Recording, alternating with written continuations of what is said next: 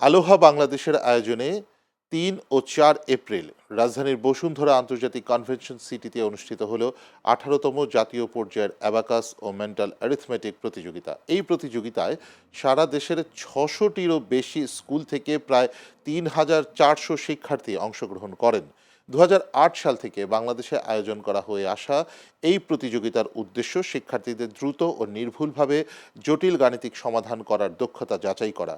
প্রতিযোগিতায় অংশগ্রহণকারীদের ৫ মিনিটের মধ্যে ৭০টি গাণিতিক সমাধান করতে বলা হয় এবং অধিকাংশ শিক্ষার্থী নির্ভুলভাবে তা সম্পন্ন করেছেন।